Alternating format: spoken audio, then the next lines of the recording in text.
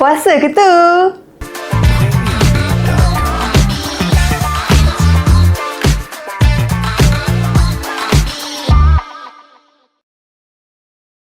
Ramadan bos dah. Puasa ke? Puasa kan? Okey lah. So sekarang ni kita bersama dengan kita punya rehab speech therapy, iaitu Hai, saya Atira. Saya speech therapist dekat KPJ Kelang. So for how long lah Tira dekat sini? Actually it's jadi speech around therapy. It is around like 1 year macam tu lah dekat sini. But previously I'm with rehab punya yang hospital untuk adult punya. So sini I banyak tengok orang PIDS punya lah actually. So you mostly banyak cover kids Yes. punya lah. But I cover both lah PIDS and adult punya cases.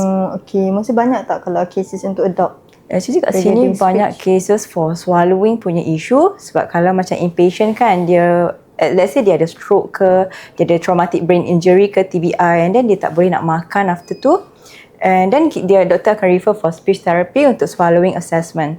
Swallowing, so maksudnya dia kena telan. Yes, dia kena telan. Macam I bagi dia minum air sikit, and let's say if ada aspirate is like batuk, tercekik, or even apa ni, sakit dada after makan, after minum, and also boleh jadi juga dia tiba-tiba sesak nafas lepas tu. Itu aspirate punya issue. Aspirate punya issue lah. So sekarang ni kan kita nak cakap pasal during fasting lah. So kan suara kita kan mostly lah macam cikgu, seorang yang banyak bercakap macam siapa lagi ya? Macam cikgu, okay, macam Tok Imam, macam parents ataupun housewife yang ada kids kat rumah kan, jangan kalau pergi sekolah kan, okay semua dalam time bulan puasa tu. Tak nampak pun diorang rasa macam lemah ke tahu tak. Betul. So kalau kita ni kita kerja kat dalam aircon, kita tak apalah, tak panas. Lepas tu cakap macam suara tu automatik dia macam akan makin selemah sangat, nak cakap pun tak larat lepas tu. Dia macam husky, dia macam keluar tak keluar. Okay, faham. So tu normal ke kalau during puasa macam tu? Okay, faham. Actually my patient pun mostly imam, Tok Imam, lecturer, cikgu. Penyanyi dia ke? Ada tapi bukan kat sini lah. Okay, penyanyi pernah lah dulu. Okay. Actually memang ramai patient I yang I panggil dia heavy voice user lah. Heavy voice user. Yang memang guna suara kita yang sepanjang masa guna. For example, 8 jam kerja, 8 jam lah guna suara. Memang ramai, tapi actually kalau back to your question tadi, you tanya normal ke waktu Ramadan? Actually it's tak normal. Sebab waktu Ramadan kita dah tahu dah memang memang kita banyak guna tenaga, memang kena banyak cakap, and sometimes kita pun rasa tak cukup dehydrate tau. Tak cukup, tak dehydrate much. Sebab ialah kita bulan puasa kan tak boleh minum, makan pun tak boleh. Kita pun just depend untuk berbuka dan sahur je. Sahur. Kadang macam sahur kan, macam orang yang sahur dia mungkin kurang. Bila pagi nak minum air masak tu macam berat sangat-sangat. Macam mengantuk lagi lepas tu. Mostly macam untuk kids kan. Kids kan macam bila suruh minum air kan, memang tak nak. Nanti dahaga je lah. Tak nak. Tapi kan orang boleh pula macam berlari-lari macam tak penat ni. Kadang macam suara diorang sebut jadi macam puasa tak puasa ni. Itulah. Terus kalau cikgu pun kita kan macam diorang boleh cakap semua tu macam especially kan kalau cikgu yang kena mengajar kelas petang punya. Sebab memang akan penat lah dengan petang tu, nanti panas, nanti betul tiba-tiba rasa perit kat sini. Sakit cuaca sakit tekak lagi. Mesti akan macam macam banyak berdehak.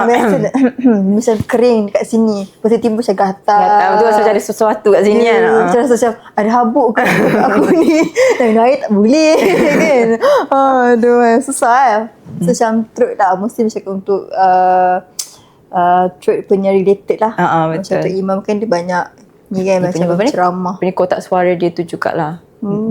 Okay. So macam mesti kalau macam patient Tira yang datang sini, yang macam Tira cakap tadi, Tok Imam semua tu, macam mana Tira, diorang punya cases tu macam mana? Diorang lah macam kalau I specify for lecturer first lah. Kalau lecturer kan, diorang banyak yang macam datang sebab suara serak, and bila dia scope dengan doktor ENT pun, usually doktor akan letak masuk kamera daripada hidung sampai sini, nak tengok dia punya pita suara tu, dia punya kotak pita suara tu boleh tertutup rapat ke macam mana.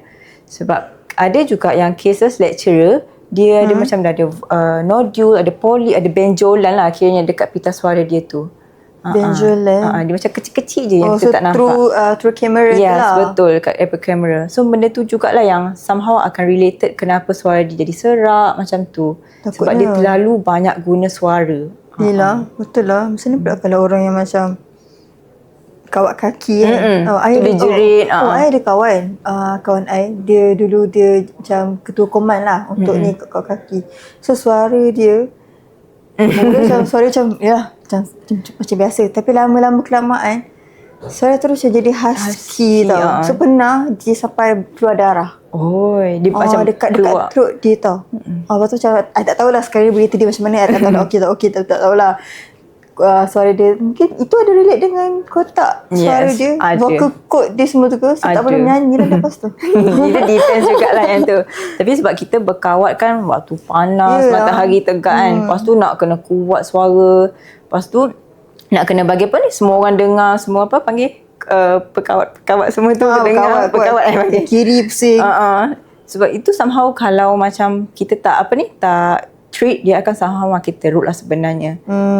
Campur pula kalau let's say lepas tu dia pergi vocal abuse, dia pergi karaoke, dia pergi alkohol ke apa, itu pun somehow akan affected jugalah betul, vocal cord dia lah. So kalau macam untuk puasa kan, macam kalau during fasting kan, dia tak minum untuk selama berapa jam? 7 jam kan. Berapa jam kita nak puasa? So apa yang perlu kita buat in case kalau cikgu ke orang yang banyak menggunakan suara ni? For your advice. This is just general advice lah kan.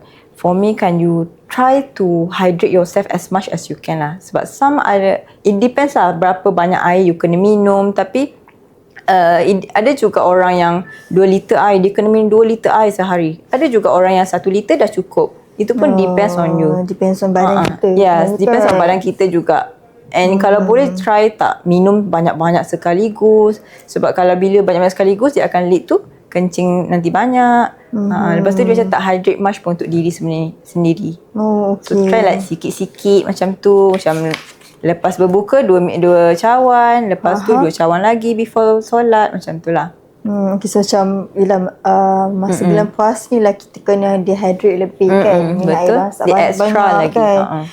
Voice get tired more easily. Voice, kenapa suara kita cepat sangat penat? Masa puasa lah? Satu yang punya is sebab dehydration je sebenarnya. Sebab dehydrate, and then bila kita nak buat kerja, nak guna suara tu, itulah jadi sebab dia. Kita paksa suara kita untuk bercakap lagi kuat, untuk bercakap lagi banyak, macam tu. Alright, okay. So I adalah ni tengok dekat IG. So dia ada post pasal Anik. Dia cakap tau, itu IG apa? Artis dia bukan IG artis tau. Dia macam voice over, macam I shut voice. Dia dekat I dapat dekat Twitter. Dia kata how to protect your voice when you can't drink water all day.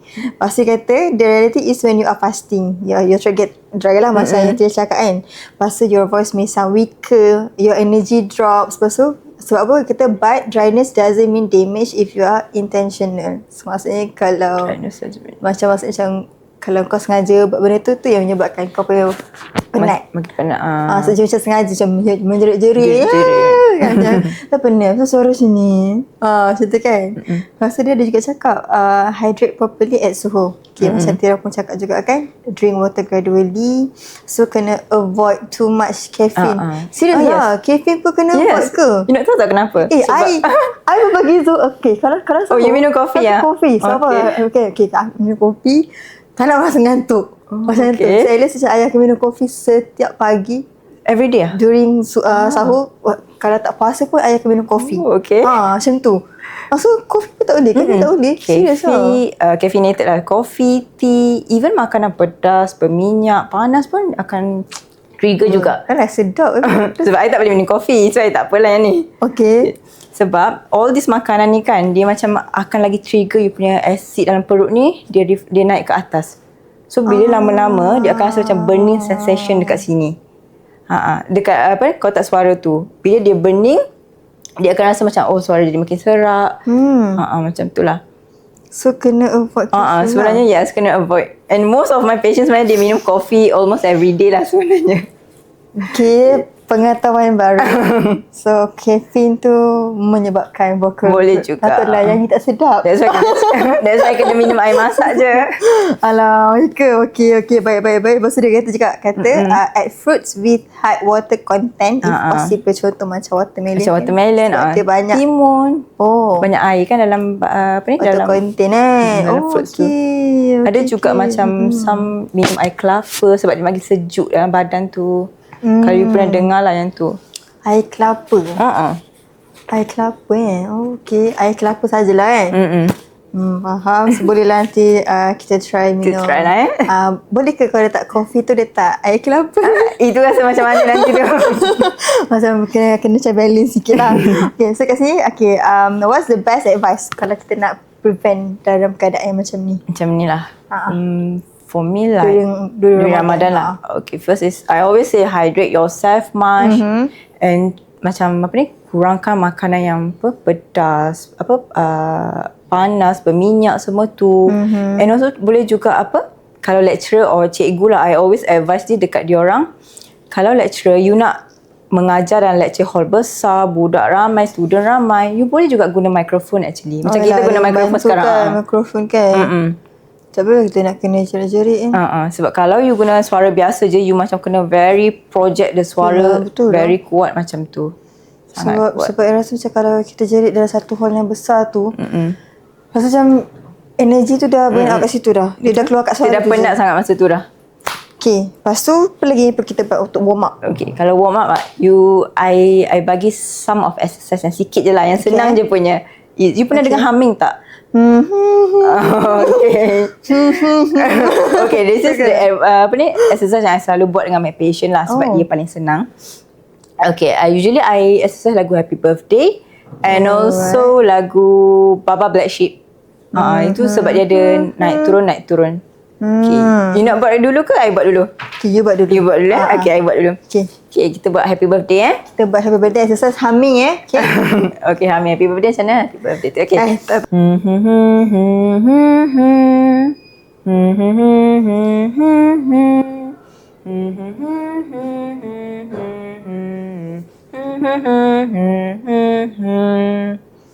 Okay, I rasa kan kalau orang yang tak tahu pasal exercise tu, saya macam buang tapi apa yang kau hamil? Macam dia buat ni. Betul. Rasanya lah orang tak tahu. Lepas tu kalau kita buat lip trill. Kenapa buat lip trill? Benda ni I pun baru tahu benda ni exercise untuk vocal. Betul. Vocal kat suara tu kak. Okay. Gentle humming, lip trills. Lepas tu soft dengan stroke phonation. Phonation. Betul. So stroke phonation tu yang macam you letak dalam cawan air and you blow through the straw tu. Blow. Macam tu je. So siapa yang ada masalah suara ni bolehlah cuba kat rumah. Boleh buat kat rumah. Tapi datanglah ke KPJ Kelah. Kita bolehlah kita ada speech therapy kita kat sini. Kita ada full time kat sini. Kita ada full time speech therapy. Boleh je pergi appointment dan terus book physio korang. Okay. Selain daripada tu kan, untuk kids kalau kids kan, okay, tadi adult, kids pula, dia punya exercise dia sama juga ke? Lain, sangat lain actually dengan adult punya. Okay, kalau kids pun macam mana? Okay, I bagi contoh lah. You nak case macam mana? Kids yang average antara umur dia dalam lingkungan 5 years. 5 tahun lebih lah. 5 years to above. Okay, 5 tahun ke atas tu dia more to school readiness lah. Dia dah bersedia nak pergi sekolah lah. Okay. Usually kalau aktiviti dengan diorang is more to structure task macam main flashcard ke, bercerita. And memang actually umur 4 tahun ke atas dia kena dah start bercerita. Kalau sebab kalau tak bercerita tu maksudnya dia ada delay something dekat dia punya bawah-bawah punya umur tu, maksudnya yes. Below 5 tu maksudnya ada skill-skill yang dia belum capai maksudnya. So kita kena macam bercerita dengan dia, macam baca book story lah dengan dia. So macam kalau macam umur 5 tahun tu dia dah akan bercerita and also dia dah boleh jawab soalan macam buat apa kat sekolah hari ni, main apa, belajar apa, gitu. Itu kalau yang 5 years above. Kalau yang kecil lagi. bukan 1 month lah. Macam Setahun nak? Baru nak masuk setahun macam tu. And above. Okay. So macam mana pula? Ke ataupun start daripada 6 month tu dia dah start belajar untuk flashcard semua tu? Okay, actually ada jugalah dengan macam dia belajar flashcard dari kecil. It depends on how you nak ajar kat rumah lah. Tapi kalau 6 month usually kita akan bagi dia makan puree, bagi makan semi solid. Bila budak tu dah boleh duduk tegak, so it will be better trunk control macam tu. Sebab kalau budak yang macam ni dia akan susah sikit. Yalah, betul.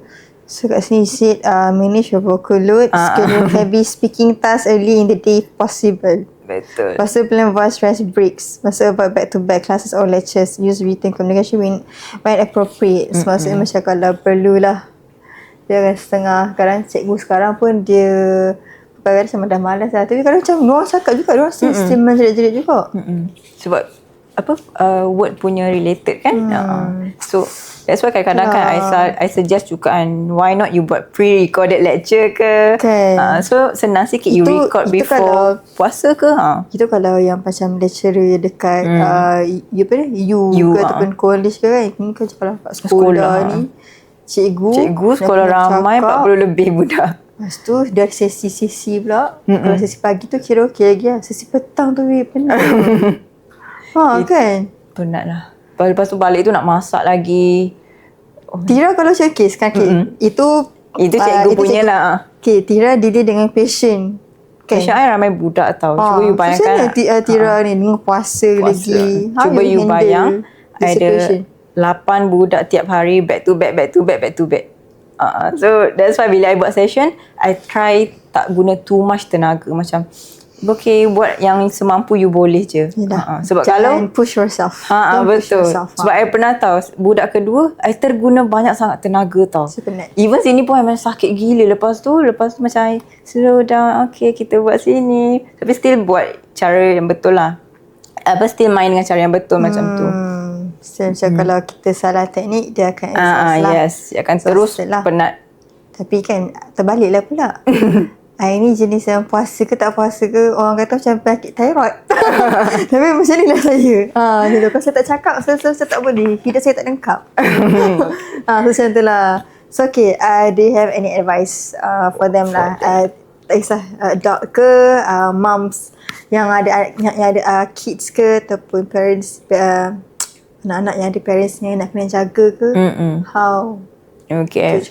During Ramadan. Okay, let's say if you ada masalah suara kan masa Ramadan ni, you boleh pergi to our ENT and then Dr. ENT, ear, nose, throat, and then doktor pun refer to speech therapy. So that I will suggest you what kind of exercise you boleh buat dekat rumah. So you boleh continue and you boleh get back your voice yang betul lah. Okay, so itu for voice sikit lah. Tapi kalau PITS punya, let's say if anak you speech delay or lambat bercakap or language delay, you can get datang dekat speech therapy KPJ Kelang lah. While kita ada slot lagi. Sebab sekarang banyak tak ada slot kan kat luar. Sekarang ni bulan Ramadan kan. So macam selagi ada slot tu bookinglah cepat-cepat. Jangan miss every single slots tu. Okay. So Tira, thank you so much kerana meluangkan masa dan share your experience dengan patient, your share for your advice to them lah. So thank you semua. Okay. Bye. Zas.